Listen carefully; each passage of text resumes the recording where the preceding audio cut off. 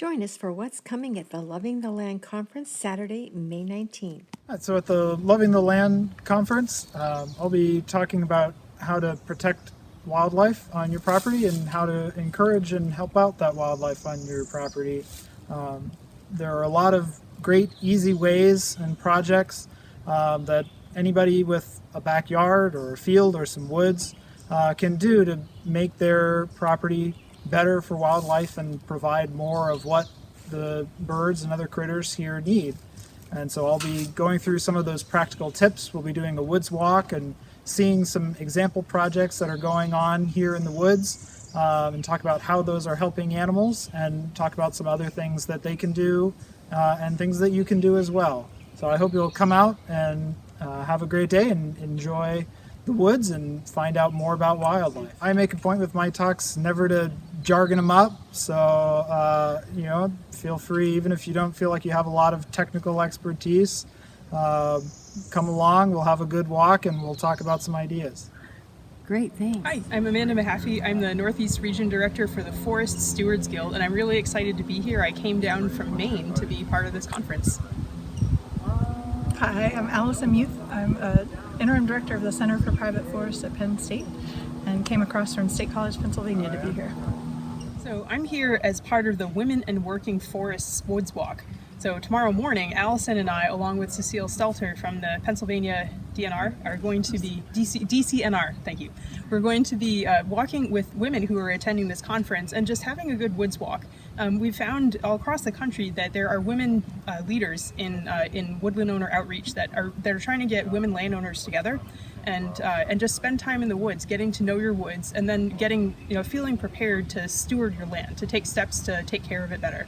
Tomorrow at the Loving the Land Through Working Forest Conference, our goal is to create a woods walk that will feel comfortable to anyone. We're reaching out to women landowners.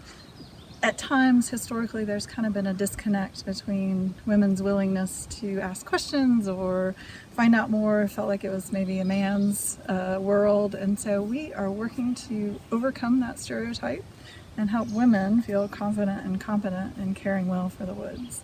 And so our goal for tomorrow's walk is to kind of start things off, build that community of women landowners who are excited about being out here, want to learn, and then support their learning through the day as best we can.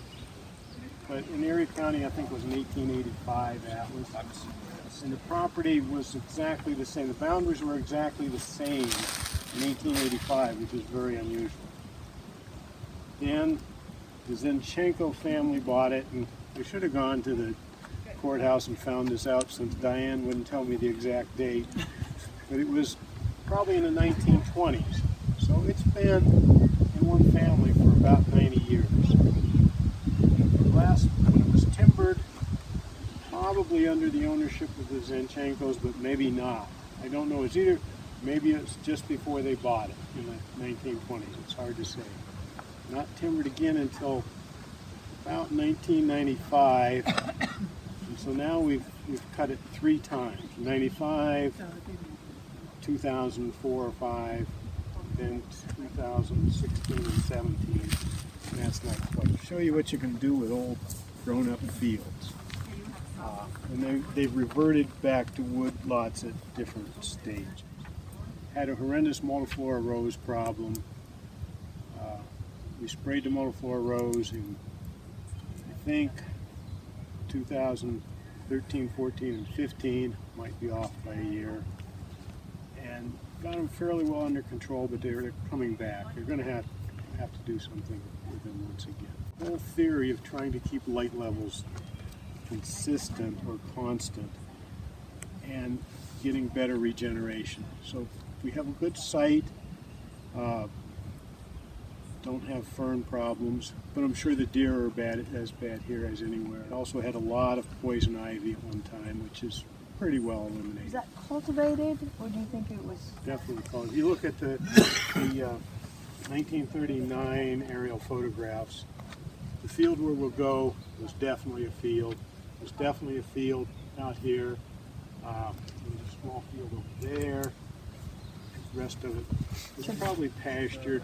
Okay. But once again, I don't know. This had to have been a very, very marginal farm because I think it was a dairy farm, so I just don't know what it was. And the acreage and the shape of the parcel has not changed since the 1800s. So, you know, if you look at the 1870s plat book of this area, the property was the exact same shape. So it wasn't like this was part of a larger farm or anything changed. So whatever farming, whatever living they were scratching out came from this acreage. Or the hobby farm? The early hobby farm. Early hobby. Join us Saturday, May 19th at the FLORAROZE in Girard, Pennsylvania. Details can be found at www.thefoundationforsustainableforests.org. Children's programming for Loving the Land will be provided by www.IamAPlanetKid.org.